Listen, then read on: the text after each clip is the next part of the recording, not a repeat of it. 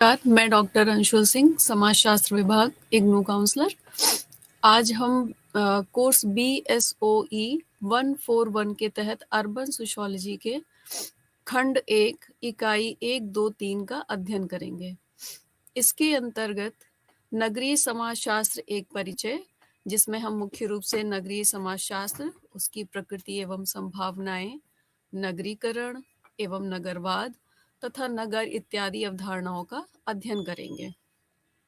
तो आइए सबसे पहले चलते हैं अपने प्रथम विषय की ओर। जहाँ तक नगरीय समाजशास्त्र का अध्ययन करने की बात है, तो सबसे पहले हम ये जानते हैं कि अन्य शाखाओं की तरह जैसे ग्रामीण समाजशास्त्र है, औद्योगिक समाजशास्त्र है, उसी प्रकार से नगरीय समाजशास्त्र भी समाजशास्त्र की एक विशिष्ट शाखा है। जैसे हम ग्रामीण समुदाय का अध्ययन ग्रामीण समाजशास्त्र के अंतर्गत करते हैं, उसी प्रकार नगरीय समाजशास्त्र में हम नगरीय समुदाय का अध्ययन करते हैं। यद्यपि हमें ये ध्यान रखना चाहिए कि नगरों का विकास, उनका निर्माण, ये कोई नई प्रघटना नहीं है। नगरों का निर्माण पहले भी था। इतिहास में भी नगरों के विकास, उनके निर्माण के अनेक साक्ष्य मिलते हैं। और जैसा हम सभी जानते हैं कि जो हमारी हड़प्पा सभ्यता, जिसे हम सिंधु घाटी सभ्यता के नाम से जानते हैं, वो भी एक प्रकार से नगरीय सभ्यता थी। तो नगर या नगर से जुड़ी हुई कोई अवधारणा नई नवीन प्रघटना नहीं है। लेकिन अगर नगरों के व्यवस्थित और क्रमबद्ध अध्ययन की बात करें, तो ये एक नवीन घटना है, क्योंकि इसका अध्ययन आधुनिक समाज के पश्चात ही प्रारंभ हुआ। इसके अलावा 16वीं शताब्दी में गियोवानी बोटिरो, जो कि इटली के एक विचारक थे, उन्होंने नगरों के अध्ययन की परंपरा को प्रारंभ किया। अगर समाजशास्त्र विषय के अंतर्गत देखें, तो प्रसिद्ध समाजशास्त्री रॉबर्ट पार्क को नगरीय समाजशास्त्र का जनक कहा जा सकता है। उनकी पुस्तक द सिटी, जो कि 1925 में प्रकाशित हुई थी, वो नगरीय समाजशास्त्र के क्षेत्र में एक उल्लेखनीय पुस्तक मानी जाती है। इसके अलावा इसी वर्ष में बर्गेस की एक पुस्तक आई थी, द अर्बन कम्युनिटी। उसने भी नगरीय समाजशास्त्र का जो क्षेत्र था, उसको स्थापित करने में काफी महत्वपूर्ण योगदान दिया। तो अगर हम ये देखें कि नगरीय समाजशास्त्र के अंतर्गत हम किन किन अवधारणाओं का अध्ययन करते हैं या किन विषयों को शामिल किया जाता है, तो उसमें मुख्य रूप से नगरीय जीवन की विभिन्न सामाजिक घटनाएं, सामाजिक समस्याएं, नगरीय सामाजिक क्रियाएं, सामाजिक संबंध, सामाजिक संरचनाएं, इन सब का वैज्ञानिक और क्रमबद्ध अध्ययन किया जाता है। नगरीय समाजशास्त्र से तात्पर्य है कि नगरीय समाज में जीवन यापन करने वाले व्यक्तियों के सामाजिक संबंध और उनके जीवन का संबंधित अध्ययन है। अगर एंडरसन के शब्दों में कहा जाए, तो नगरीय समाजशास्त्र नगरों में समाज और जीवन के ढंग से संबंधित है। वहीं अगर हॉबहाउस की बात करें, तो उन्होंने नगरीय समाजशास्त्र को परिभाषित करते हुए कहा कि नगरीय समाजशास्त्र नगर के जीवन और नगरीय समस्याओं का विशिष्ट अध्ययन है। तो अगर हम इन परिभाषाओं के आधार पर देखें या इन जो विद्वानों ने अपने विचार रखे, अगर उसके आधार पर हम देखें, तो हम ये कह सकते हैं कि नगरीय समाजशास्त्र नगरीय समाज की सामाजिक क्रियाओं, व्यक्तियों के सामाजिक संबंधों, विभिन्न सामाजिक संस्थाओं जैसे परिवार, विवाह, नातेदारी, नगरीय सामाजिक संरचनाओं और संस्कृति पर नकारात्मक और सकारात्मक जो भी प्रभाव हैं, इन सब के अध्ययन से संबंधित विषय है। इसी क्रम में अगर हम बात करें, तो 1925 से 1950 के मध्य नगरों से संबंधित अनेक अध्ययन हुए।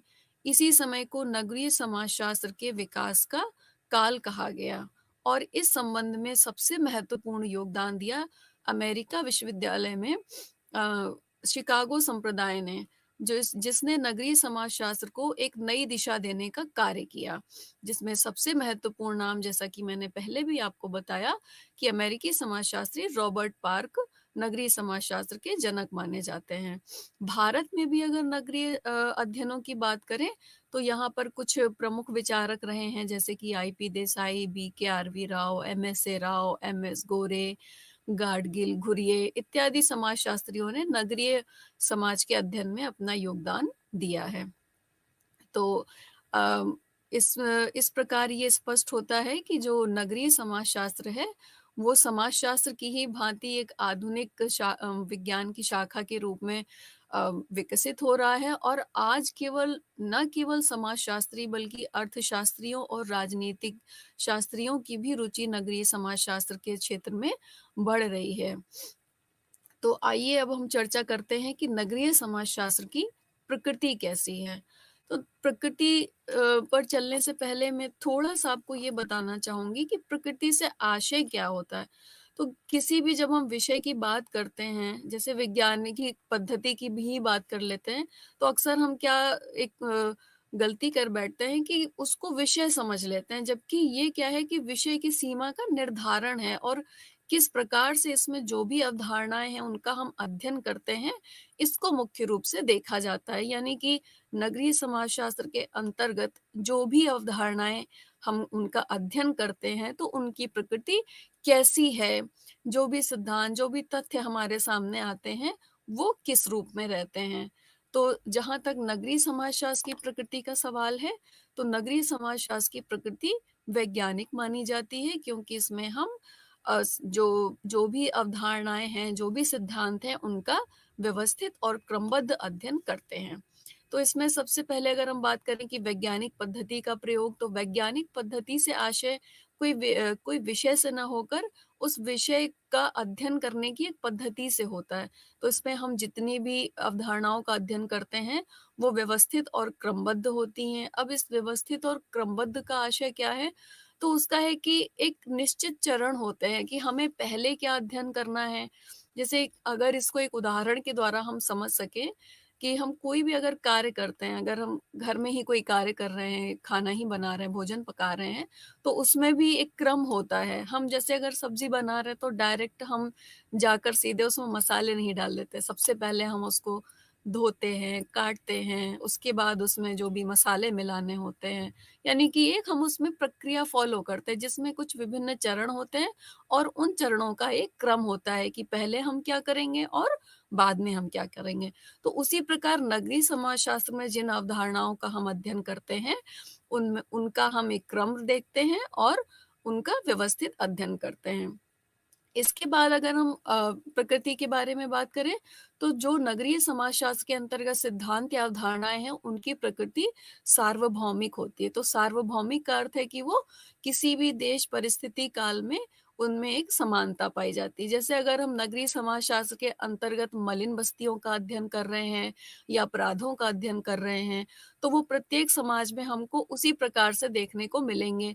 जैसे कि अगर हम देखें कि मलिन बस्तियाँ हैं, तो वो एक तरीके से समस्या ही है और ये समस्या ना केवल हमारे समाज में बल्कि जहाँ-जहाँ भी मलिन बस्तियाँ पाई जाती होंगी, उन सभी जगहों पर ये समस्याएँ उत्पन्न हुई होंगी। तो इस तरह से हम कह सकते हैं कि नगरीय समाजशास्त्र के अंतर्गत जो भी सिद्धांत एवं अवधारणाएँ हैं, वो अपनी प्रकृति में सार्वभौमिक होते हैं। इसके अलावा अगर हम आगे बात करते हैं तो इसके अंतर्गत जो भी सिद्धांत हैं, हम उनका पुनः परीक्षण कर सकते हैं। पुनः परीक्षण का आशय है कि अगर पहले किसी ने किसी भी विषय पे शोध किया हुआ है, उसके आधार पर, तथ्यों के आधार पर जो भी संकलित किए हुए तथ्य हैं, उनके आधार पर कोई एक सिद्धांत निर्मित किया है और फिर उस सिद्धांत को अगर हम कुछ समय बाद कुछ परिस्थितियों पर लागू करके देखते हैं, तो उस एक तरह से ये कह सकते हैं कि इसमें सिद्धांतों की हम पुनर्व्याख्या कर सकते हैं, पुनर्परीक्षण कर सकते हैं कि हाँ, जो सिद्धांत पहले जिन परिस्थितियों में थे, आज उन परिस्थितियों में लागू हो रहे हैं या नहीं और किस सीमा तक लागू हो सकते हैं और किस सीमा तक लागू नहीं हो सकते हैं, कहाँ पर परिवर्तन एवं संशोधनों की आवश्यकता है।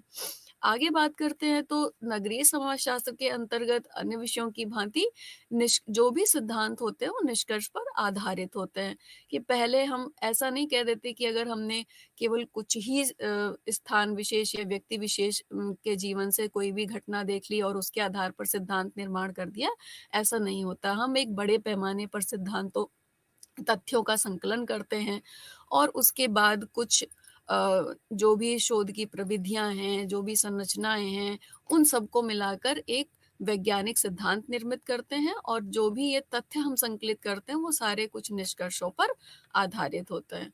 और अंत में अगर हम नगरीय समाजशास्त्र की प्रकृति की बात करें, तो इसके द्वारा हम क्या करते हैं कि जो भी अवधारणाएँ हैं, जो भी हमने तथ्य संकलित किए हैं, तो आगे भविष्य में किस तरीके के उनके प्रभाव होंगे, सकारात्मक होंगे, नकारात्मक होंगे, इन सब की भविष्यवाणी भी हम कर सकते हैं। तो इन सभी जो प्रमुख बिंदु मैंने आपके समक्ष रखे कि नगरीय समाजशास्त्र की प्रकृति वैज्ञानिक है, सार्वभौमिक है, सिद्धांतों का पुनः परीक्षण संभव है, भविष्यवाणी की जा सकती है और निष्कर्षों पर आधारित होते हैं। तो ये सब बिंदुओं के द्वारा नगरीय समाजशास्त्र की प्रकृति जो है वो ये स्पष्ट होती है कि ये पूर्णतया वैज्ञानिक है। इसमें कोई भी काल्पनिक तथ्यों का समावेश नहीं होता। अगर ऐसे तथ्यों का समावेश हो गया तो फिर ये हमारा अध्ययन जो है वो वैज्ञानिक नहीं कहलाएगा। आशा करती हूँ कि आपको नगरीय समाजशास्त्र की प्रकृति समझ में आ गई होगी। तो अब इसी संबंध में हम आगे बात करेंगे कि नगरीय समाजशास्त्र की आवश्यकता क्यों पड़ी, उत्पत्ति कहाँ से हुई और इस विषय की संभावनाएँ क्या हैं भविष्य में? क्योंकि हम किसी भी विषय का एक इतिहास भी होता है, उसके उद्भव में बहुत सारी परिस्थितियों का हाथ होता है। जैसे कि अगर हम समाजशास्त्र की ही बात कर लें, तो समाजशास्त्र के बारे में एक कथन बहुत प्रचलित है। ये कहा जाता है कि समाजशास्त्र एक आधुनिक विज्ञान है, जो कि आधुनिक समाज का ही अध्ययन करता है। तो अगर इस कथन के हम आशय को देखें तो इसमें बहुत सारे अर्थ छुपे हुए हैं, बहुत सारे अर्थ इसमें निहित हैं। कहने का तात्पर्य ये है कि समाजशास्त्र ऐसा विषय था जो कि फ्रांसीसी क्रांति और इधर औद्योगिक क्रांति और जो वाणिज्यिक क्रांति, वैज्ञानिक क्रांति, अनेक क्रांतियाँ जो समाज में हुई थी, उनके प्रभाव जो समाज पर पड़े थे, तो समाज पर कुछ नकारात्मक और कुछ सकारात्मक प्रभाव पड़े। समाज में औद्योगिक गतिविधियाँ तेज़ी से बढ़ीं, लोगों का नगरों की ओर आना-जाना बढ़ा। तो एक तरह से कह सकते हैं कि समाज में बहुत सारी नई परिस्थितियाँ उत्पन्न हुईं और तब उस समय एक आवश्यकता महसूस हुई एक ऐसे विज्ञान की, जो कि इन बदलती हुई परिस्थितियों का अध्ययन कर सके। तो अगर ये तो हो गई समाजशास्त्र की बात। अब अगर इसी से हम संबंधित करके देखें नगरीय समाजशास्त्र को, तो जब लोगों ने नगरों की ओर प्रवास करना शुरू किया, रोज़गार की तलाश में या बेहतर अपने जीवन स्तर को बढ़ाने के लिए, एक बेहतर माहौल में आने के लिए, तो जो जनसंख्या वृद्धि थी, वो नगरों की ओर तेज़ी से आने लगी और इस समय फिर ये आवश्यकता महसूस हुई कि एक अलग से कोई एक ऐसी शाखा हो जिसके अंतर्गत हम इन केवल जो नगरीय जीवन है उससे संबंधित जितनी भी अवधारणाएँ हैं, जितनी भी समस्याएँ हैं, व्यक्तियों के जो सामाजिक क्रियाएँ हैं, उनके जो संबंध हैं, उन सब का हम एक क्रमबद्ध और व्यवस्थित अध्ययन कर सकें। तो फिर उसके आधार पर ये नगरीय समाजशास्त्र का अध्ययन प्रारंभ होना शुरू हुआ। और अब हम देख रहे हैं कि नगरीकरण तो तेज़ी से बढ़ता ही जा रहा है। हालाँकि अगर भारत की बात करें तो यहाँ पर नगरीकरण काफ़ी देर से प्रारंभ हुआ।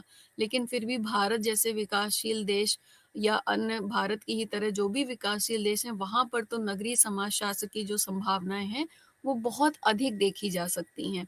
जैसे कि इस संदर्भ में अगर हम देखें, तो आप देख रहे हैं कि भारत में जो पहले छोटे-छोटे नगर हुआ करते थे, वो धीरे-धीरे, धीरे-धीरे बढ़ते जा रहे हैं, उनका आकार बढ़ता जा रहा है। और ये जो छोटे नगर कभी हुआ करते थे, तो इनमें से कोई धार्मिक नगर बन गए, कोई वाणिज्यिक नगर बन गए, यानी कि इन्होंने धीरे-धीरे एक नगर का रूप लेना प्रारंभ कर दिया। अब जब नगर विकसित होंगे, तो उसमें कुछ सकारात्मक परिवर्तन भी होंगे और कुछ नकारात्मक परिवर्तन भी होंगे। और परिवर्तनों के अलावा भी बहुत सारे हमको वहाँ पर तथ्य देखने को मिलेंगे कि लोगों के जीवन शैली में किस प्रकार से परिवर्तन आ रहे हैं, नगरों को कैसे हम व्यवस्थित उनकी संरचना से जो भी संबंधित हैं, नई-नई जो भी योजनाएँ आ रही हैं लोगों के कल्याण के लिए, वो किस तरह से व्यक्तियों के जीवन को प्रभावित कर रही हैं।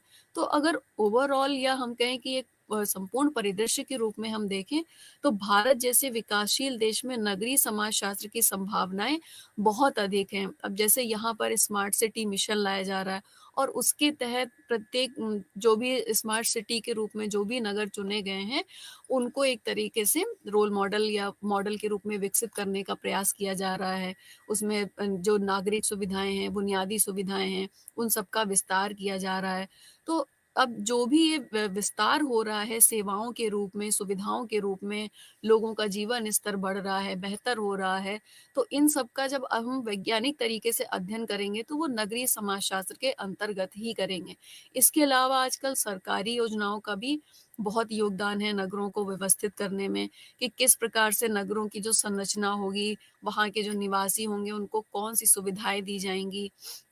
लेकिन इस संबंध में हमको ये भी तथ्य ध्यान में रखना चाहिए कि सकारात्मक परिवर्तनों के साथ-साथ कुछ समस्याएँ भी उत्पन्न होती हैं। अब जैसे अगर हम बात करें कि जब जब अगर किसी नगर में मान लीजिए कि मेट्रो सुविधा का विस्तार हो रहा है, तो अब एकदम से तो वहाँ पर नहीं आ जाएगा मेट्रो, तो पहले वहाँ पर कुछ सड़कों की खुदाई वगैरह होगी, तो उससे क्या होता है कि जब तक वो एक पूरा जो योजना है वो पूर्ण नहीं हो जाती, तब तक वहाँ के नागरिकों को कुछ समस्याओं का सामना करना पड़ेगा कि रोड जो सड़क रही होगी वो थोड़ी-सी छोटी हो जाएगी और वहाँ पर थोड़ा कचरा भी फैलेगा, लोगों को आने-जाने में असुविधा होगी, जाम लगेगा। तो एक तरफ तो हमारी सुविधा का विस्तार हो रहा है, लेकिन उसके साथ ही साथ उस समय कुछ समय तक लोगों को समस्याओं का सामना भी करना पड़ रहा है। तो इन सब चीज़ों का हम अध्ययन इसके द्वारा कर सकते हैं और आगे आने वाले समय में जो भी सेवा क्षेत्र है, जैसा कि हम जानते हैं सेवा क्षेत्र दिन-प्रतिदिन उसका विस्तार होता ही जा रहा है और सेवा क्षेत्र हमको नगरों में ही ज़्यादातर देखने को मिलता है। तो सेवा क्षेत्र में कौन-सी संभावनाएँ हैं, कौन से नए-नए पेशे आ सकते हैं और उनकी वजह से लोगों के जीवन में क्या परिवर्तन आ रहा है। जैसे कि अगर हम बात करें कि अब अगर कोई अपना घर साफ कराना चाहता है, तो उसके लिए बहुत सारे अलग-अलग एप्लीकेशंस हैं जिन्हें हम ऐप कहते हैं। तो उसके थ्रू आप हम किसी को भी बुला सकते हैं कि आइए आप हमारे घर की साफ-सफाई करिए, जो कि काम हम स्वयं पहले करते थे। तो ये क्या है कि जैसे-जैसे लोगों का जीवन स्तर बढ़ता जा रहा है और सेवा कंपनी जो सेवा प्रदाता कंपनियाँ हैं वो भी अपने स्तर से और अधिक से अधिक सुविधाएँ देने का प्रयास कर रही हैं। तो ये सब जो अवधारणाएँ हैं, जो भी ये नई-नई सुविधाएँ आ रही हैं लोगों के जीवन में, ये कैसे हमारा जीवन परिवर्तित करेंगी, कैसे प्रभावित करती हैं, इन सबको भी आगे नगरीय समाजशास्त्र के क्षेत्र में हम शामिल कर सकते हैं। इसके अलावा अगर हम बात करें कि और क्या संभावनाएँ हो सकती हैं, तो जो भी तकनीकी है या प्रौद्योगिकी है, वो कैसे नगरीय लोगों के जीवन को प्रभावित कर रही है। जैसे कि हम देखते हैं आजकल अक्सर आप जो है पेपर में देखते होंगे कि मोबाइल पर गेम खेला तो बच्चों ने आत्महत्या कर ली या कोई ऐसा कदम उठा लिया। तो ये मानसिक तनाव भी बढ़ रहा है लोगों में। एक तरफ तो नगरीय जीवन में इतनी सुख-सुविधाएँ हैं, लेकिन दूसरी तरफ ये मानसिक तनाव, कुंठा और ये अवसाद, ये सब स्थितियाँ भी हो रही हैं। तो नगरीय समाजशास्त्र का जो क्षेत्र है वो आगे मुझे लगता है कि थोड़ा-सा और विस्तृत होगा कि जहाँ अभी तक हम केवल लोगों के रहन-सहन की स्थिति, उनके रहने की जीवन शैली, उनके संबंध, पारस्परिक क्रियाओं, संरचनाओं तक का अध्ययन कर रहे थे, वहीं अब जो बदलती हुई परिस्थितियाँ हैं उनका भी हम अध्ययन नगरीय समाजशास्त्र के अंतर्गत कर सकेंगे। नगरीय परिप्रेक्ष्य में जो भी नई-नई परिस्थितियाँ उत्पन्न हो रही हैं, जैसे अभी मैंने आपको बताया कि अवसाद और अकेलापन, व्यक्तिवादिता ये सब बढ़ेगी, तो ये क्या है कि व्यक्ति के समक्ष नई चुनौतियाँ पेश होंगी और उन चुनौतियों से व्यक्ति कैसे निपटेगा, इस संबंध में भी नगरीय समाजशास्त्र सहायक हो सकता है।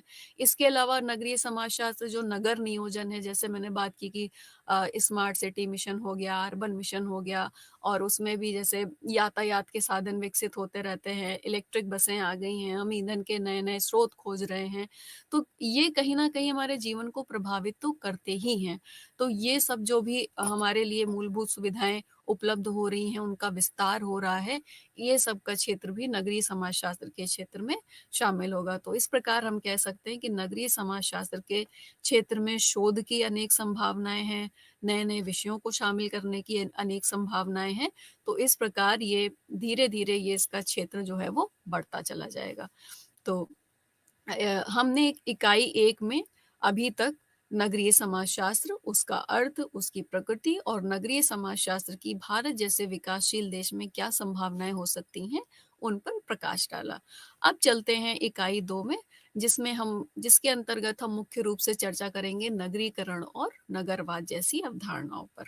इससे पहले मैं थोड़ा-सा एक पहलू पर आपका ध्यान आकृष्ट करना चाहूँगी कि अक्सर हम नगरीकरण, नगरीयता और नगरवाद तीनों ही अवधारणाओं को एक जैसा समझने की भूल कर लेते हैं। तो हम इसीलिए इन तीनों ही अवधारणाओं पर बारी-बारी से प्रकाश डालेंगे। तो चलिए सबसे पहले हम चर्चा करते हैं नगरीकरण की। नगरीकरण को सामाजिक परिवर्तन का एक प्रमुख स्रोत कहा जा सकता है। अब स्रोत क्या है कि नगरीकरण जो है उसके द्वारा बहुत सारा सामाजिक परिवर्तन हमको किसी भी समाज की संरचना में देखने को मिलता है। तो अगर हम सामान्य अर्थों में देखें तो नगरीकरण का तात्पर्य हम केवल नगरीय जनसंख्या में वृद्धि या नगरों के विस्तार से लगा लेते हैं। लेकिन अगर समाजशास्त्रीय दृष्टिकोण से देखा जाए तो नगरीकरण के प्रभाव से जो छोटे-छोटे नगर होते हैं वो महानगरों का रूप ले लेते हैं और इसके अलावा नगरीयता और नगरवाद की अवधारणाएँ भी नगरीकरण से ही संबंधित हैं। आगे चर्चा करने से पहले हम थोड़ा-सा इसके इतिहास पर चलते हैं कि भारत जो है, जैसा हम सभी जानते हैं कि भारत एक कृषि प्रधान देश रहा है और इसी कारण से यहाँ पर नगरीकरण की प्रक्रिया काफ़ी बाद में प्रारंभ हुई। क्योंकि कृषि प्रधान देश था, यहाँ पर अधिकतर जनसंख्या गाँवों में ही निवास करती थी और गाँवों में निवास करने के कारण ज़्यादातर लोगों की जीविका उपार्जन का जो साधन था वो कृषि और उससे संबंधित क्षेत्र ही हुआ करते थे। लेकिन जैसे-जैसे समाज में यातायात और परिवहन के साधनों का विस्तार हुआ, नगरों की ओर लोगों ने आना-जाना शुरू किया, यानी कि नगरों की ओर लोगों का प्रवास हुआ और उद्योग धंधों का विस्तार हुआ जिसके लिए श्रमिकों की और उसमें काम करने वाले लोगों की आवश्यकता महसूस हुई। लोगों को भी अपने रोज़गार की आवश्यकता महसूस हुई। लोगों को लगा कि नगरों में बेहतर जो रोज़गार के साधन हैं वो उपलब्ध हो सकते हैं।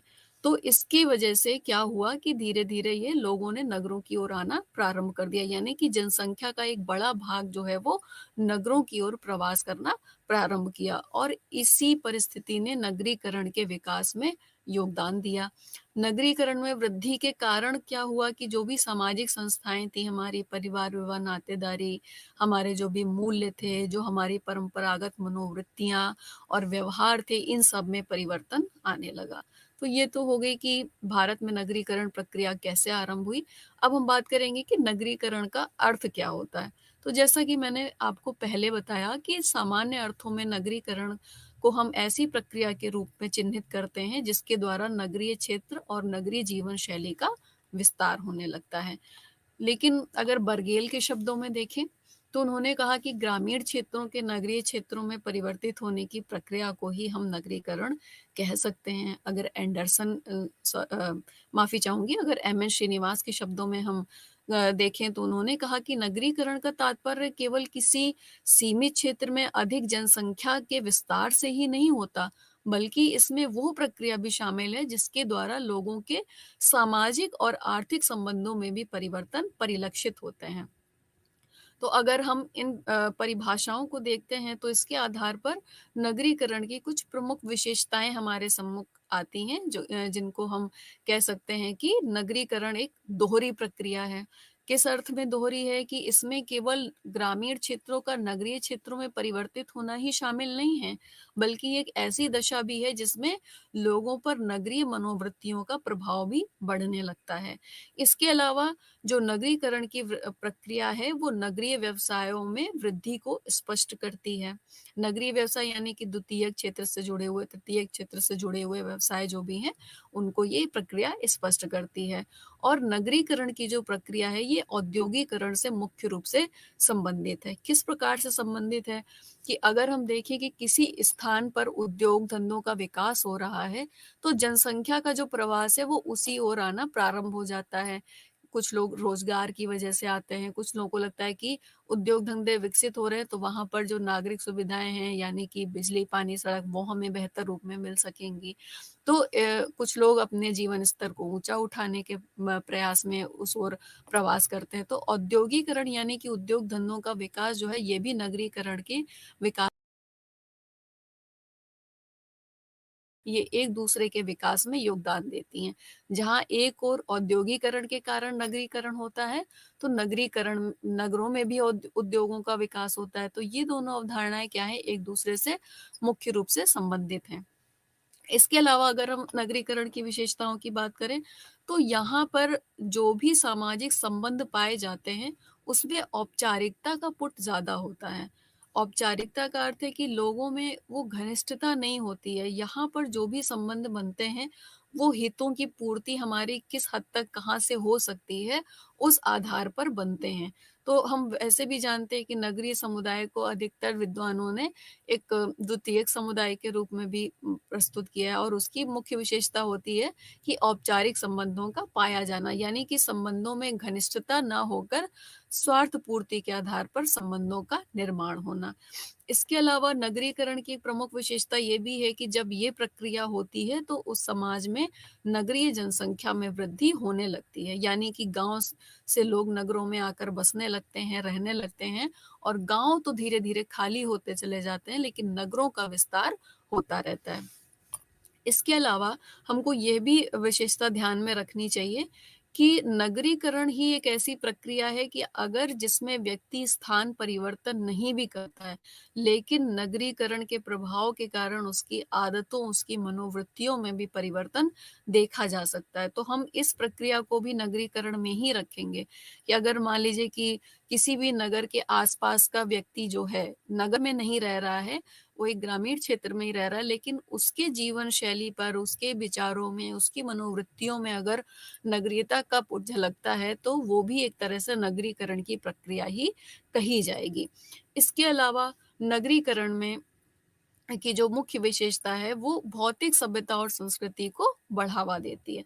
तो अगर समाजशास्त्र के विद्यार्थी होने के नाते हम सभी ये जानते हैं कि संस्कृति को 2 भागों में बाँटा गया, भौतिक संस्कृति और अभौतिक संस्कृति, और अनेक विद्वानों ने भौतिक संस्कृति को ही सभ्यता का नाम दिया। तो भौतिक संस्कृति के अंतर्गत जो भी उपयोगी वस्तुएं हमारे जीवन की हैं, जिनका आविष्कार हुआ, बहुत सारी हैं। हम जितनी भी जो अपने दैनिक जीवन में वस्तुओं का प्रयोग करते हैं, आप मोबाइल, पंखा, घड़ी, कूलर, गैस, बर्तन, ये सब क्या है, भौतिक संस्कृति के अंतर्गत आते हैं। अर्थात जितनी हमारी उपयोगी वस्तुएं हैं, वो सब भौतिक संस्कृति के अंतर्गत आती हैं, और इसी को ही समाजशास्त्र में अनेक समाजशास्त्रियों ने सभ्यता का नाम दिया है, और ये निरंतर बढ़ती रहती है। तो नगरीकरण की प्रक्रिया में भी क्या होता है कि भौतिक संस्कृति में तेजी से परिवर्तन होने लगते हैं, जबकि अभौतिक संस्कृति, जिसमें हम मुख्य रूप से विचारों, विश्वासों, मनोवृत्तियों, इन सब को रखते हैं, तो उसमें इतनी जल्दी से परिवर्तन नहीं आता है, जितना कि जल्दी परिवर्तन भौतिक संस्कृति या भौतिक सभ्यता के क्षेत्र में देखा जा सकता है। तो नगरीकरण के साथ साथ भौतिक सभ्यता में भी परिवर्तन आता है। इसके अलावा नगरीकरण की एक मुख्य विशेषता ये भी है कि सुख सुविधाओं के जो भी साधन हैं, उनमें वृद्धि होने लगती है तेजी से, कि आज हम सैंडविच मेकर भी प्रयोग कर रहे हैं, माइक्रोवेव ओवन का भी प्रयोग कर रहे हैं, यानी कि हमारे जीवन को आसान बनाने के लिए नई नई तकनीकियां, नए नए आविष्कार होते ही रहते हैं आए दिन, कि किस प्रकार से लोगों का जीवन सरलतम से सरलतम होता चला जाए सुख सुविधाओं के क्षेत्र में। ये तो हो गई कुछ नगरीकरण की विशेषताएं। अगर एंडरसन के शब्दों में हम बात करें, तो उन्होंने नगरीकरण की 5 विशेषताओं का उल्लेख किया था, जिसमें मुख्य रूप से उन्होंने मुद्रार्थ व्यवस्था की बात की थी, सरकारी प्रशासन की बात की, सांस्कृतिक परिवर्तनों की बात की, लिखित अभिलेख की बात की, और अभिनव अर्थात नवीन परिवर्तनों की बात की। और इन विशेषताओं को उन्होंने नगरीकरण की मुख्य विशेषताओं माना है। इन्होंने साथ-साथ ये भी कहा कि नगरीकरण कोई एक तरफ़ा प्रक्रिया नहीं है, बल्कि ये दो तरफ़ा प्रक्रिया है। अब दो तरफ़ा किस रूप में है, मैंने आपको इससे पहले भी स्पष्ट किया था कि केवल इसमें गाँव से नगरों की ओर प्रवास को ही नहीं देखा जाना चाहिए, बल्कि जो प्रवासी हैं, अर्थात जो गाँव से नगर की ओर गए हैं निवास करने के लिए, उनके दृष्टिकोणों में, विश्वासों में, मूल्यों में, व्यवहारों में, उनके स्वरूपों में जो परिवर्तन आता है, वो भी नगरीकरण की प्रक्रिया में शामिल होता है। तो ये कुछ नगरीकरण की विशेषताएं हो गई। अब हम बात करेंगे कि नगरीकरण के कारक कौन-कौन से हैं, अर्थात कौन-सी ऐसी दशाएं हैं जिन्होंने नगरीकरण को प्रोत्साहन दिया है, नगरीकरण के विकास में अपना योगदान दिया है, कौन से स्रोत हैं। इनको हम मुख्य रूप से नगरीकरण के कारक के रूप में जानते हैं। तो इससे पहले मैं थोड़ा-सा कुछ पहलू आपके समक्ष रखना चाहूँगी कि जब नगरों का विस्तार होता है, तो उसमें नगर जो है वो अलग-अलग श्रेणियों में बँटते चले जाते हैं। जैसे राज्यों की राजधानी है, लखनऊ है, आपका पटना है, भोपाल है, इस तरीके के जो राजधानी वाले क्षेत्र हैं, ये प्रशासन और सत्ता के क्षेत्र से विकसित होते चले जाते हैं।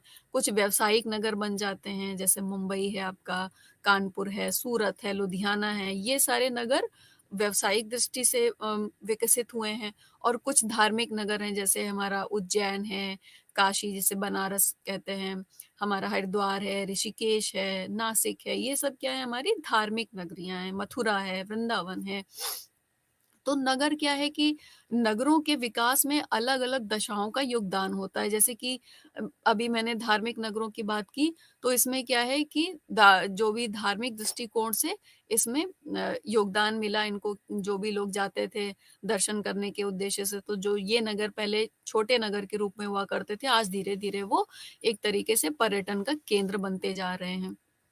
तो नगरीकरण की जो दशाएँ होती हैं वो व्यावसायिक भी हो सकती हैं, प्रशासनिक और सत्ता का केंद्र भी हो सकती हैं, और इसके साथ-साथ धार्मिक जो दशाएँ होती हैं वो भी नगरीकरण को प्रोत्साहन देती हैं। तो इसी संदर्भ में हम कुछ बिंदुओं के द्वारा इस अवधारणा पर प्रकाश डालेंगे। सबसे पहले हम बात करते हैं कि नगरीकरण के आकर्षण के कारण क्या होते हैं? नगरीय आकर्षण के कारण जो है, ये नगरीकरण का एक प्रमुख कारण या स्रोत हम कह सकते हैं। तो जो बर्गेल थे उन्होंने ये बताया कि शिक्षा, स्वास्थ्य, बिजली, नागरिक सुविधाएं, मनोरंजन, सुरक्षा इत्यादि की वजह से व्यक्तियों को ये लगता है कि उनका जीवन गांव की अपेक्षा नगरों में कहीं अधिक अच्छे से व्यतीत हो सकता है। और लोगों में इस मनोवृत्ति का भी विकास हो जाता है कि उनके व्यक्तित्व का समुचित विकास जो है वो गाँव में नहीं बल्कि नगरों में ही मुख्य रूप से हो सकता है। तो ये जो आकर्षण के कारण हैं, ये व्यक्ति को नगरों की ओर खींचते हैं, जिसे पुल फैक्टर कहा गया है इसे। पुल फैक्टर क्यों कहा गया है कि ये जितनी भी सुविधाएँ हैं, शिक्षा की, स्वास्थ्य की, मनोरंजन की, ये व्यक्तियों को गाँव से नगर की ओर आने के लिए आकर्षित करती हैं।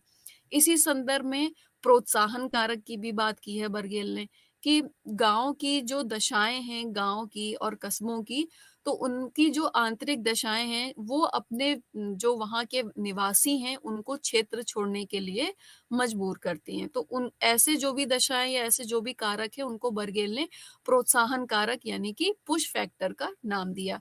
अब इसमें कौन-सी दशाएँ शामिल होती हैं? तो जैसे कि गुटबंदी है, जब से गाँव में भी राजनीतिक जो भी सत्ता है उसका महत्व बढ़ा है, गाँव में राजनीतिक जागरूकता बढ़ी है, तो उसकी वजह से क्या हुआ है कि गाँव में गुटबंदी भी देखने को मिलती है, जातिगत असमानताएँ गाँव में और अधिक बढ़ गई हैं। और जो खेती की प्रकृति पर निर्भरता है कि जैसे अब बारिश होगी या अच्छा मानसून आया तभी हमारी फसल अच्छी होगी, नहीं तो अगर बारिश अच्छी नहीं हुई या कोई और मौसमी आपदा आ गई तो उसकी वजह से फसल हमारी खराब हो सकती है। इसके अलावा गाँव में जो राजनीति या अन्य वजहों से जो तनाव और संघर्ष बढ़ने लगे हैं, इन सब कारणों ने जो है वो व्यक्तियों को गाँव से नगरों की ओर आने के लिए मजबूर किया है और व्यक्ति को अपना क्षेत्र छोड़ने को मजबूर किया। इसके अलावा जनसंख्या वृद्धि भी एक महत्वपूर्ण कारक है नगरीकरण का कि जैसे-जैसे जनसंख्या बढ़ती गई वैसे-वैसे नगरों का विस्तार होता चला गया। लोगों ने नगरों की ओर आना प्रारंभ किया और फिर नगरों का भी जो क्षेत्र था वो धीरे-धीरे, धीरे-धीरे बढ़ता जाता है। अगर आप हम बात करें कि नगरों की तो आप पहले से आप उनका क्षेत्र देख लीजिए कि पहले कहाँ तक वो सीमित थे और अब उनका विस्तार धीरे-धीरे, धीरे-धीरे जिसे हम आउटर क्षेत्र के नाम से भी जानते हैं, तो वो जो है वो बाहर के क्षेत्र में भी बढ़ता चला जाता है। कब आप एक शहर से दूसरे शहर में पहुँच जाएँगे, ये आपको पता ही नहीं लगेगा। तो ये क्या है जनसंख्या वृद्धि का ही परिणाम है कि लोगों को जहाँ नगर में जगह मिलती है, वो अपना निवास बनाकर रहना शुरू कर देते हैं। तो ये जनसंख्या वृद्धि भी क्या है कि नगरीकरण का एक प्रमुख कारण है। इसके अलावा अगर हम बात करें औद्योगीकरण तो जैसा मैंने पहले भी आपको इस बिंदु पर प्रकाश डाला था कि औद्योगीकरण और नगरीकरण दोनों ही जो अवधारणाएँ हैं वो एक दूसरे से घनिष्ठ रूप से संबंधित हैं। जहाँ कहीं उद्योगों का विकास होना प्रारंभ होता है, वहीं पर लोग धीरे-धीरे आकर रहना शुरू कर देते हैं। वहाँ पर बुनियादी सुविधाएँ मिलने लगती हैं और इस प्रकार धीरे-धीरे एक नगर का विस्तार होने लगता है। और व्यापार और वाणिज्य में वृद्धि भी नगरीकरण का एक प्रमुख कारण है कि जितने अवसर लोगों को नगरीय क्षेत्र में मिल सकते हैं अपने व्यापार बढ़ाने के, उतने ग्रामीण क्षेत्रों में नहीं मिल सकते हैं। तो व्यापार और वाणिज्य में वृद्धि भी नगरीकरण का एक प्रमुख कारण है। इसके अलावा अगर हम बात करें यातायात और संचार के जो विकसित साधन हैं, इन्होंने भी नगरीकरण की प्रक्रिया को प्रोत्साहित किया है। जब यातायात और संचार के साधन विकसित होते हैं, तो मनुष्य एक स्थान से दूसरे स्थान पर आसानी से गतिशीलता अपनी बढ़ा सकता है। मनुष्य ये देख सकता है कि हमारे समाज से दूसरे समाज में कौन से बेहतर विकल्प उपलब्ध हैं। जब लोगों में गतिशीलता बढ़ती है, वो एक स्थान से दूसरे स्थान पर जाते हैं, अन्य लोगों से मिलते हैं, उनकी जो आदतें हैं, उनको अपनाते हैं, उनके विचारों से प्रभावित होते हैं और प्रभावित करते भी हैं। और इसके अलावा जब संचार के जो साधन हैं, जिसे हम सूचना प्रौद्योगिकी कहते हैं, जब वो विकसित होती है, तो मनुष्य को रोजगार के भी अनेक साधन मिलते हैं, सूचनाएँ नई-नई उपलब्ध होती हैं। मनुष्य यह देख सकता है कि उसके विकास के लिए कौन-सी दशाएँ अनुकूल हैं और कौन-सी दशाएँ अनुकूल नहीं हैं। तो ये सब जो दशाएँ हैं, ये मिलकर नगरीकरण को प्रोत्साहित करती हैं। जब यातायात के साधन नगरों में ही अत्यधिक विकसित होते हैं, तो लोगों को ये लगता है कि अगर हमें कहीं भी जाना है, कहीं भी एक स्थान से दूसरे स्थान पर हमें जाना है, कोई भी या वो व्यापार के लिए हो या किसी अन्य काम के लिए हो, तो उनको लगता है ये हमारे लिए गाँव से ज़्यादा शहरों में ज़्यादा बेहतर तरीके से उपलब्ध हैं। इसके अलावा कुछ राजनीतिक कारक भी होते हैं जो नगरीकरण की प्रक्रिया को बढ़ाते हैं। जैसा हम सभी जानते हैं कि मुख्यतः नगरों में ही शासन और प्रशासन का केंद्र होता है, सत्ता वहीं पर है। तो गाँव से अपेक्षा नगरों में भी जो लोग इस क्षेत्र में आना चाहते हैं, उनको लगता है कि राजनीति के भी विकल्प उनके समक्ष मौजूद हैं, राजनीतिक जागरूकता लोगों में ज़्यादा है, राजनीति का जो केंद्र है वो नगर ही है। तो ये दशाएँ जो राजनीतिक हैं, ये भी नगरों के नगरीकरण की प्रक्रिया में सहायक सिद्ध होती हैं। अब अगर हम बात करें कि ये जो नगरीकरण के कारक हैं, ये प्रक्रिया को विस्तार देते हैं, उसको बढ़ाते हैं आगे, तो अब इस नगरीकरण के परिणाम क्या निकलते हैं? तो अगर हम देखें कि कोई भी अवधारणा हो, चाहे वो नगरीकरण हो, औद्योगीकरण हो या हम आधुनिकीकरण या पश्चिमीकरण की बात करते हैं, तो कोई भी प्रक्रिया ऐसी नहीं है जिसके केवल सकारात्मक परिवर्तन हो या केवल उसके नकारात्मक परिवर्तन हो। चूँकि समाज की सामाजिक संरचना में परिवर्तन आता है, तो ये परिवर्तन हमारे सामने सकारात्मक भी और नकारात्मक भी दोनों ही रूपों में हमारे समक्ष आते हैं। तो नगरीकरण के परिणामों की बात हम करेंगे सबसे पहले, तो इसमें क्या हुआ कि महिलाओं की परिस्थिति में सुधार हुआ। नगरों में क्या होता है कि महिलाओं को जैसे गाँव में पहले अशिक्षित होती थी महिलाएँ, उनको शिक्षा के इतने विकल्प उपलब्ध नहीं होते थे और जो शैक्षणिक संस्थान होते थे, वो भी काफ़ी दूर-दूर हुआ करते थे। तो महिलाएँ उनको इतना शिक्षा नहीं मिल पाती थी जिसकी वजह से वो अपने अधिकारों के प्रति इतनी जागरूक नहीं हुआ करती थीं। लेकिन नगरों में ये स्थिति नहीं थी। नगरों में शिक्षा के बेहतर साधन उपलब्ध होते हैं, रोज़गार के बेहतर विकल्प उपलब्ध होते हैं। तो उसकी वजह से जो महिलाएँ होती हैं, वो अपने अधिकारों के प्रति जागरूक होती हैं। अगर वो नौकरी कर रही हैं या अपना खुद का व्यवसाय कर रही हैं, तो वो आर्थिक रूप से भी किसी पर निर्भर नहीं होती हैं, वो आर्थिक रूप से भी स्वतंत्र होती हैं। तो उनमें स्वयं के प्रति निर्णय लेने की क्षमता आ जाती है। तो हम ये कह सकते हैं कि नगरीकरण के फलस्वरूप क्या हुआ है कि महिलाओं की जो परिस्थिति थी उसमें सुधार हुआ है। पहले महिलाओं के साथ हिंसा होती थी तो वो उसको सहन करती रहती थी कि और उसका मुख्य कारण ये होता था कि उनके पास खुद का कोई जीविका उपार्जन का साधन नहीं होता था। वो अपनी आर्थिक आर्थिक रूप से अपने पति, अपने परिवार पर निर्भर हुआ करती थीं। तो उनको ये लगता था कि अगर हमारे साथ कुछ गलत हो रहा है और हमने अगर बोल दिया, तो ये जो हमारा आर्थिक रूप से जो हमको सहायता मिलती है ये भी बंद हो जाएगी, तो हम कहाँ जाएँगे? तो अब ये महिलाओं में ये सोच धीरे-धीरे बदल रही है। अब वो जानती हैं कि उनके अधिकार क्या हैं, वो किस तरह से अपने आप को सक्षम कर सकती हैं। तो एक तरह से हम कह सकते हैं कि नगरीकरण का ये परिणाम हुआ है कि महिलाओं की परिस्थिति पहले से बेहतर हुई है। इसके अलावा अगर हम नगरीकरण के अन्य परिणामों की बात करें तो जातिगत जो असमानताएँ थी उसमें कमी आई है। हम सभी जानते हैं कि नगरों में प्रत्येक धर्म, प्रत्येक जाति, प्रत्येक क्षेत्र के लोग रहते हैं और उनमें साथ बैठते हैं, मिलते हैं, काम करते हैं, खाते-पीते हैं। तो यहाँ पर जो जातिगत असमानताएँ हैं, जो जातिगत बंधन ये इतने ज़्यादा सशक्त नहीं होते हैं। यानी कि नगर नगर में लोगों में जाति को लेके जो भी असमानताएँ, उनके मन में भेदभाव, इस तरीके की चीज़ें नहीं पाई जाती हैं। इसके अलावा अगर हम देखें तो नगरों में अस्पृश्यता की भावना भी नहीं पाई जाती है। नगरीकरण के द्वारा क्या हुआ है कि अस्पृश्यता का अंत हो गया है। अस्पृश्यता ये भारतीय समाज में बहुत प्राचीन समय से मौजूद रही है कि यानी कि यहाँ पर जातीय संस्तरण के अंतर्गत कुछ जातियों को ऐसा माना जाता था कि उनको छूना एक अपराध है, हम उनको छू नहीं सकते, वे अस्पृश्य हैं, यानी उनको स्पर्श नहीं किया जा सकता। और ऐसी जातियों को अनेक प्रकार के सामाजिक, आर्थिक, राजनीतिक निर्योग्यताओं को झेलना पड़ता था। लेकिन नगरीकरण का जब विस्तार हुआ, तो ये भावनाओं में कमी आने लगी और सरकार ने भी अस्पृश्यता को एक तरीके से प्रतिबंधित कर दिया। संविधान में भी अस्पृश्यता को एक अपराध मानकर उसको प्रतिबंधित कर दिया गया कि कोई भी व्यक्ति अस्पृश्यता के आधार पर किसी से भेदभाव नहीं करेगा। तो ये एक नगरीकरण का भी परिणाम रहा है कि लोगों में अब उतना ये भावना नहीं रह गई है। इसके अलावा अगर हम बात करें तो परंपरागत व्यवसायों में भी परिवर्तन आया है। जैसा हम सभी जानते हैं कि पहले गाँव में एक जजमानी व्यवस्था पाई जाती थी और उस जजमानी व्यवस्था के अंतर्गत प्रत्येक जो जाति थी उसके कार्य निर्धारित हुआ करते थे कि धोबी का क्या कार्य है, माली का क्या कार्य है, कुम्हार का क्या कार्य है और ये सभी जो जातियाँ थीं ये आपस में एक-दूसरे को अपनी सेवाएँ प्रदान करती थीं और बदले में उनको अपनी सेवाएँ देती थीं और उनसे कुछ सेवाएँ लेती थीं। लेकिन जब नगरीकरण का विस्तार हुआ, नगरीकरण की प्रक्रिया विस्तृत होती चली गई, तो उसमें क्या हुआ कि जो ये परंपरागत रूप से लोग निर्भर रहा करते थे अपने परंपरागत व्यवसाय पर, ये इसमें कमी आई। अब लोग शहरों में आते हैं तो ये नहीं देखते कि हम हमारी जाति का परंपरागत व्यवसाय क्या था। वो अपनी योग्यता और अपनी जो भी क्षमता है उसके आधार पर कोई भी रोज़गार, कोई भी व्यवसाय चुन सकते हैं और उसमें बेहतर करते हैं। तो अब एक तरीके से हम ये कह सकते हैं कि जो व्यक्ति की परिस्थिति पहले प्रदत्त परिस्थिति पर बल दिया जाता था, वो अब बदल के अर्जित परिस्थिति पर बल दिया जाने लगा और उसका मुख्य कारण ये रहा है कि परंपरागत व्यवसायों का अंत हुआ। यानी कि अब व्यवसाय कोई व्यक्ति अपनी जाति के आधार पर नहीं चुनता है, बल्कि अपनी योग्यता, अपनी विशेषीकरण, अपनी क्षमता के आधार पर चुनता है कि अगर किसी व्यक्ति ने कोई तकनीकी योग्यता हासिल की है, तो वो इंजीनियर बन सकता है। अगर किसी व्यक्ति ने शिक्षा के क्षेत्र में कोई विशेषज्ञता हासिल की तो प्रोफ़ेसर या इस तरह के व्यवसायों में, इस तरीके के पेशों में जा सकता है।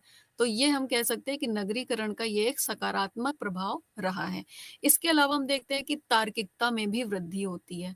तो तार्किकता में वृद्धि से क्या आशय है कि जब लोगों में अंधविश्वास कम होने लगते हैं, जो भी पहले निर्णय हम धार्मिक आधारों पर लेते थे, वो हम निर्णय अब धार्मिक आधारों पर न लेकर तार्किक आधारों पर लेने लगे। यानी कि हम जो निर्णय ले रहे हैं, तो पहले उसका हम परिणाम समझ लेते हैं कि अगर हम ये निर्णय ले रहे हैं, तो इसका परिणाम क्या होगा? या फिर अगर हम परिणाम प्राप्त करना चाहते हैं कोई वांछित, तो हम उसमें अपनी एक गणना करते हैं कि हमारे पास क्या साधन उस लक्ष्य को पाने के लिए मौजूद हैं।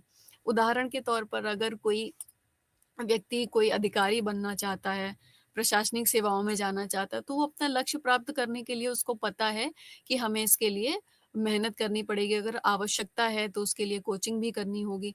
तो ये हम कह सकते हैं कि ये एक तरीके से वो अपने साधन और साध्यों की गणना करके तब एक निर्णय लेते हैं कि हमारे लिए क्या सही है। जबकि पहले क्या हुआ करता था कि व्यक्ति अंधविश्वास में ज़्यादा घिरा हुआ रहता था कि अरे! बिल्ली रास्ता काट गई, हम आगे नहीं बढ़ेंगे या बहुत सारे समाज में बलि देने की प्रथा प्रचलित थी।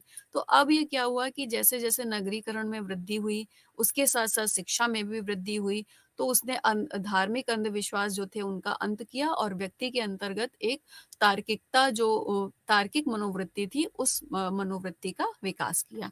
इसके अलावा हम देखते हैं कि नगरीकरण की प्रक्रिया के परिणाम स्वरूप सामाजिक गतिशीलता में भी वृद्धि होती है। अब सामाजिक गतिशीलता से क्या आशय है? तो समाजशास्त्र के विद्यार्थी सभी इस तथ्य से भली-भाँति परिचित हैं कि जब व्यक्ति की परिस्थिति में परिवर्तन आ जाता है। और ये सामाजिक गतिशीलता 2 तरीके की हो सकती है कि एक तो क्षैतिज गतिशीलता और दूसरी लंबवत गतिशीलता। क्षैतिज की हमारी परिस्थिति में कोई परिवर्तन नहीं आ रहा है, केवल स्थान में परिवर्तन कर रहा है। अर्थात कि कोई मज़दूर पहले गाँव में निवास करता था और अब वो गाँव में मज़दूरी ना करके शहर में आके मज़दूरी कर रहा है। तो उसकी परिस्थिति वही है, केवल स्थान परिवर्तित हुआ।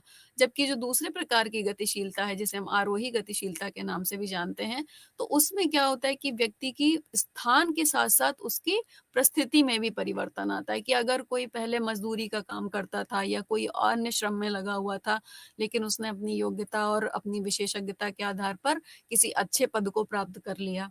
तो इस तरीके की गतिशीलता में भी वृद्धि आती है और वो नगरीकरण के परिणाम स्वरूप ही आती है। इसके अलावा ग्रामीण जीवन में भी बहुत सारा प्रभाव पड़ता है। किस तरीके का प्रभाव पड़ता है कि जो नगरों में सुविधाएँ उपलब्ध होती हैं, उनका धीरे-धीरे विस्तार ग्रामीण क्षेत्रों में भी होने लगता है। जो जीवन शैली नगरों में पाई जाती है, उसका विस्तार ग्रामीण क्षेत्रों में होने लगता है। उन्हीं सुख-सुविधाओं को ग्रामीण लोग भी अपनाने लगते हैं कि जैसे आजकल आप गाँव में अक्सर जाएँगे तो आपको टेलीविज़न लगभग हर घर में देखने को मिलेगा, एसी आपको देखने को मिलेगा, कार मिलेगी, साइकिल मिलेगी, मोटरसाइकिल मिलेगी, सोफ़े मिलेंगे। यानी कि हम अब जो रहन-सहन का स्तर है, तो गाँव के लोग भी जो नगरीय जीवन शैली है उसको अपनाने लगे हैं और ये किसके परिणाम स्वरूप हुआ? नगरीकरण के परिणाम स्वरूप हुआ। क्योंकि अब ऐसा नहीं है कि गाँव के व्यक्ति केवल गाँव में ही रहते हैं, लोगों का आना-जाना लगातार बना ही रहता है और जब वो नगर में जाते हैं, वहाँ कोई नई चीज़ देखते हैं तो उसको फिर अपने व्यवहार में, अपने जीवन में शामिल करने का प्रयास करते हैं। तो हम ये कह सकते हैं कि नगरीकरण की प्रक्रिया द्वारा ग्रामीण जीवन में भी परिवर्तन आते हैं। उनके व्यवहारों में, उनकी मनोवृत्तियों में, उनके विचारों में भी धीरे-धीरे जो नगरीय समाज की विशेषताएँ हैं, उनका समावेश होने लगता है। इसके अलावा अगर हम बात करें तो नगरीकरण के परिणाम स्वरूप बाज़ार और मंडियों में भी वृद्धि हुई। अगर हम आरंभिक तौर पे भी देखें तो नगरों का विकास किस प्रकार हुआ था? आरंभिक कैसे नगरों का विकास हुआ था कि हम देखते हैं कि जो आरंभिक नगर हुआ करते थे, वो पहले क्या थे कि उत्पादन का केंद्र और मंडियाँ हुआ करती थी मुख्य रूप से और धीरे-धीरे वही मंडियों ने आगे चलकर नगरों का रूप ले लिया। और अब नगरों में भी क्या है कि नगर भी अ, मुद्रा अर्थव्यवस्था पर होते हैं और उसके लिए भी आवश्यक है कि बाज़ार की एक प्रणाली हो। तो नगरीकरण की प्रक्रिया के साथ-साथ वहाँ पर बाज़ारों में और मंडियों में भी वृद्धि होने लगती है। इसके अलावा अगर हम नगरीकरण के परिणामों पर प्रकाश डालें, तो लोगों में राजनीतिक जागरूकता भी बढ़ती है। मैंने पहले भी आप इस विषय पर चर्चा की कि लोगों में राजनीति के प्रति एक रुचि बढ़ने लगती है। लोग जानना चाहते हैं कि हमारे आस-पास, हमारे क्षेत्र में, हमारे राज्य में, हमारे शहर में, हमारे देश में कौन-कौन सी राजनीतिक गतिविधियाँ संचालित हो रही हैं। और अब तो लोग राजनीति को भी एक करियर की तरह ही देखने लगे हैं कि हम इसमें भी क्या अच्छा कर सकते हैं। तो ये कह सकते हैं कि नगरीकरण के परिणामस्वरूप जो लोगों में राजनीतिक जागरूकता थी, उसमें भी वृद्धि हुई है। इसके साथ-साथ अंत में अगर हम बात करें, तो पारिवारिक व्यवस्था में भी बहुत सारे परिवर्तन देखने को मिले हैं। सबसे पहले तो हम यही समझ सकते हैं कि भारत में जो संयुक्त परिवार प्रणाली पाई जाती थी, जो कि भारतीय समाज की मुख्य विशेषता रही है, वो धीरे-धीरे विघटित होने लगी। जब लोग रोजगार की तलाश में गाँव से शहरों की ओर आने लगे, तो पहले वो स्वयं ही जाते थे, अपना परिवार लेकर नहीं जाते थे। फिर धीरे-धीरे जब वो वहाँ जाकर एक रहने की व्यवस्था कर लेते थे, तो फिर अपने परिवार को भी ले जाते थे और इस तरह से क्या हुआ कि जो संयुक्त परिवार प्रणाली थी, उसका विघटन होना आरंभ हुआ और ये संयुक्त परिवार धीरे-धीरे नाभिकीय अथवा एकाकी परिवार में परिवर्तित होते गए। तो इस संबंध में रॉस का भी कहना है जिन्होंने अपनी पुस्तक the Hindu family in its urban setting में ये कहा था कि नगरीकरण के परिणाम स्वरूप क्या होगा कि परिवार के जो सदस्य होंगे उनका आपस का जो स्नेह होगा वो धीरे धीरे कम होता जाएगा। मुखिया के जो अधिकार होंगे वो धीरे धीरे खत्म होते चले जाएंगे। और इसी संदर्भ में एम.एस. गोरे ने भी अर्बनाइजेशन एंड फैमिली चेंज नामक अपनी पुस्तक में ये कहा था कि नगरीकरण के परिणाम स्वरूप जो लोगों का रहन-सहन का स्तर है और जो परिवार के सदस्य हैं, उनकी स्थिति में परिवर्तन तो बहुत आया है।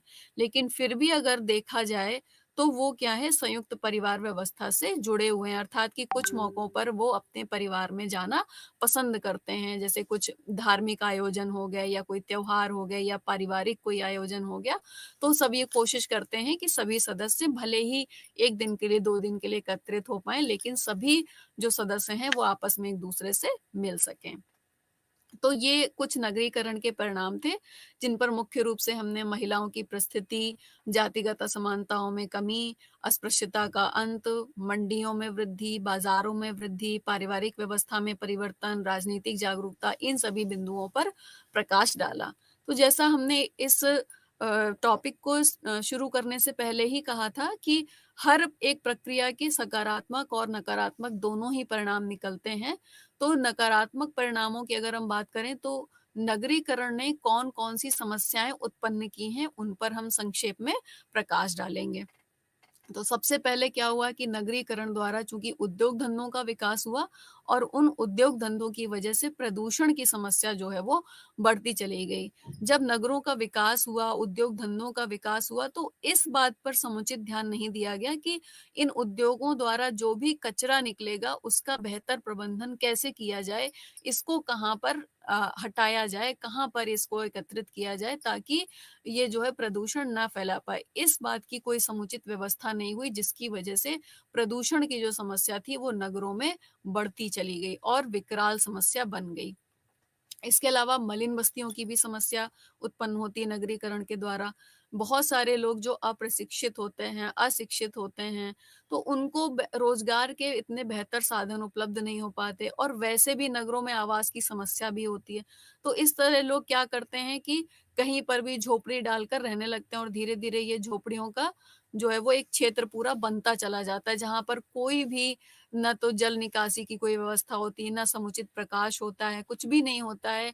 बहुत ही अमानवीय दशाओं में लोग रहते हैं और ये जो मलिन बस्तियाँ हैं, ये एक तरीके से समस्या का रूप ग्रहण कर लेती हैं। मुंबई में जैसे चाल चाल जिसे हम कहते हैं, कानपुर में अहाता कहा जाता है ऐसी बस्तियों को। तो ये क्या है, आज एक नगरों की प्रमुख समस्या बनती जा रही हैं मलिन बस्तियाँ।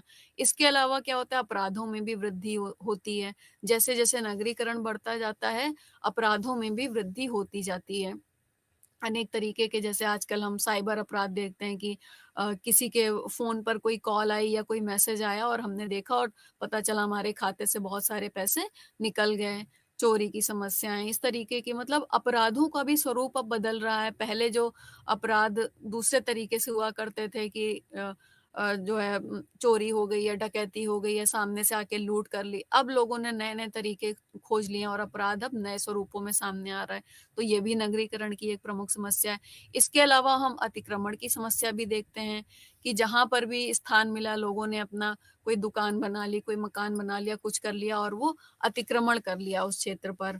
तो ये भी एक मुख्य रूप से समस्या, फिर पता चलता है जब वहाँ पर पुलिस या प्रशासन उस अतिक्रमण को हटाने जाता है तो फिर लोगों का विरोध भी झेलना पड़ता है। तो ये भी एक मुख्य समस्या उभर रही है नगरीकरण की वजह से।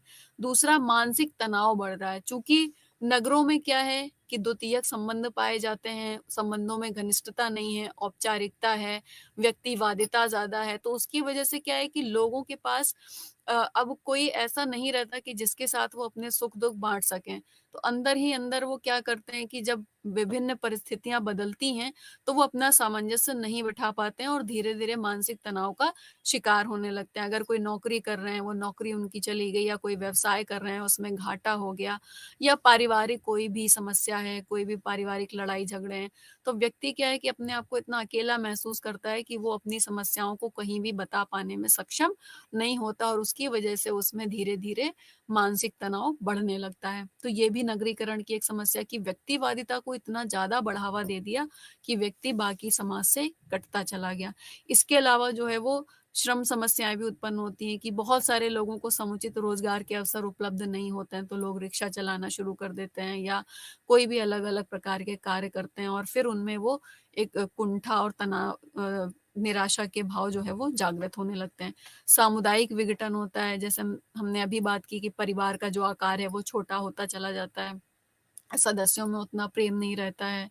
तो विवाह जैसी जो संस्थाएँ हैं उनमें परिवर्तन आता है।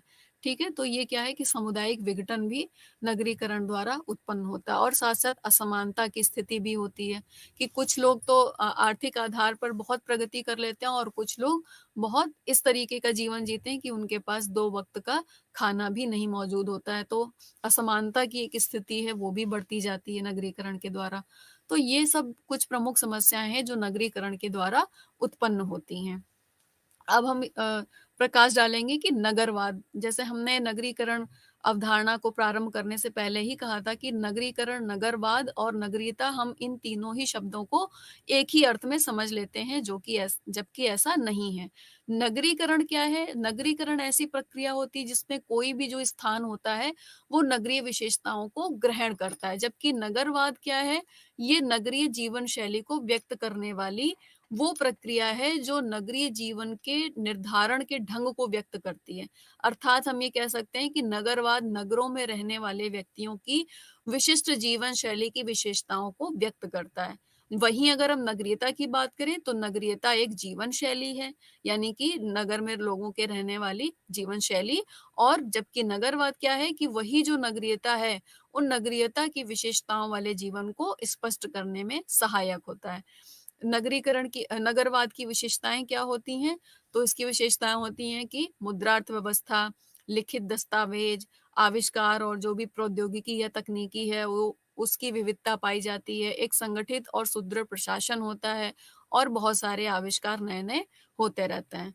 अगर हम नगरीकरण और नगरवाद में अंतर की बात करें, तो नगरवाद क्या है कि नगरीकरण के फलस्वरूप जो परिस्थितियाँ उत्पन्न हुई, जिनकी चर्चा अभी हमने की, वो कारकों के रूप में, समस्याओं के रूप में या सकारात्मक परिणामों के रूप में, तो वो जो भी परिस्थितियाँ उत्पन्न हुई हैं, उन परिस्थितियों की व्याख्या करता है नगरवाद।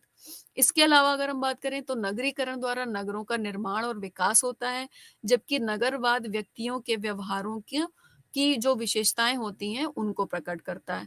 नगरीकरण विकास और प्रगति को स्पष्ट करता है, जबकि नगरवाद परिवर्तनों के साथ-साथ जो व्यक्ति हैं, वो किस प्रकार से अपना सामंजस्य स्थापित कर रहे हैं, उस प्रक्रिया को स्पष्ट करता है। इस प्रकार हम कह सकते हैं कि नगरवाद जो है, वो मनोवृत्तियों की एक व्यवस्था है। इसी संदर्भ में लुई वर्थ ने नगरीयता या नगरवाद के कुछ प्रमुख लक्षणों की बात की थी, जिसमें उन्होंने मुख्य रूप से संबंधों में अस्थायित्व, विशेषीकरण, गुमनामिता, अवैयक्तिकता और व्यवहार के मानकीकरण, इन विशेषताओं का उल्लेख किया था। और अब हम इकाई 3 के अंतर्गत नगर अवधारणा पर प्रकाश डालेंगे। तो नगर, जैसा हमने पहले भी चर्चा की है कि नगर कोई नई अवधारणा नहीं है, ऐतिहासिक साक्ष्य रहे हैं। अर्थात पूरी की पूरी सभ्यता ही नगरीय हुआ करती थी, लेकिन वैज्ञानिक रूप से जो नगरों को परिभाषित करने का कार्य हुआ, नगरों के अध्ययन करने का कार्य हुआ, वो बहुत बाद में प्रारंभ हुआ। तो नगरों को कहा जाता है कि परिभाषित करना इतना आसान कार्य नहीं है। समझने को हम सभी जानते हैं कि नगर कैसा स्थान है, लेकिन जब उसकी परिभाषा की बात आती है तो एक प्रमुख समस्या हमारे सामने मौजूद होती है। तो नगर को परिभाषित करने के लिए अनेक दृष्टिकोण प्रचलित हैं, जिसमें मुख्य रूप से पारिस्थितिकी दृष्टिकोण, प्रकार्यात्मक ये सारे दृष्टिकोण मौजूद होते हैं। तो अगर हम प्रकार्यात्मक दृष्टिकोण की बात करें तो उसमें नगर को ऐसा स्थान माना गया है जहाँ पर सुविधाएं होती हैं, व्यक्तियों के बीच में अंतरक्रियाएं होती हैं और उनकी वजह से परिवर्तन आते हैं। द्वितीयक संबंधों की प्रधानता होती है, गैर कृषि कार्यों की प्रधानता होती है, अर्थात द्वितीयक व्यवसायों की प्रधानता होती है। वहीं अगर जनसंख्या के आधार पर हम बात करें तो नगर एक ऐसा स्थान माना गया जहाँ पर कम से कम 50,000 व्यक्ति निवास करते हों, उसको नगर माना गया। लेकिन अगर भारतीय संदर्भ में देखें तो ये परिभाषा पूरी तरह से लागू नहीं हो पाती है, इसमें कुछ विवाद हैं। इसके अलावा अगर पारिस्थितिकी दृष्टिकोण से हम नगर को परिभाषित करें तो उसमें ये कहा जा सकता है कि नगर एक ऐसा स्थान होता है जहाँ पर प्रशासन, सत्ता और इसके साथ-साथ एक संरचना मौजूद होती है। अब हम बात करते हैं कि नगरीय समाज की या नगर की विशेषताएँ क्या होती हैं? तो नगर की विशेषता होती है कि वहाँ पर एक अलग या विशिष्ट प्रकार की जीवन शैली पाई जाती है। नगरों में जो है वो जो गैर कृषि कार्य हैं जिसे हम द्वितीयक व्यवसाय कहते हैं, उनकी प्रधानता होती है। अवैयक्तिक संबंध यानी कि जो व्यक्ति के संबंध होते हैं वो उनके व्यवसाय या उनके हितों के आधार पर बनते हैं, व्यक्तिगत संबंध नहीं होते हैं। इसके अलावा सामाजिक गतिशीलता में वृद्धि होती है। तो ये कुछ विशेषताएँ थीं। दुर्खीम ने कहा, नगर को परिभाषित करते हुए कहा कि नगर एक ऐसा स्थान है जहाँ पर व्यक्ति जो है वो सावयवी एकता के द्वारा आपस में एक-दूसरे से संबंधित रहते हैं। तो सावयवी एकता का अर्थ उन्होंने ये बताया था कि जिस प्रकार से चूँकि उन्होंने सावयवी और यांत्रिक एकता की बात की थी श्रम विभाजन और विशेषीकरण के संदर्भ में, और हम सभी जानते हैं कि जो नगरीय समाज है वो विशेषीकरण और श्रम विभाजन पर ही आधारित होता है। तो वहाँ पर जो भी एकता पाई जाती है वो सावयवी एकता पाई जाती है, अर्थात व्यक्ति अपनी विभिन्न आवश्यकताओं के लिए एक-दूसरे पर निर्भर रहते हैं। तो उन्होंने सावयवी एकता के आधार पर नगरों को परिभाषित किया।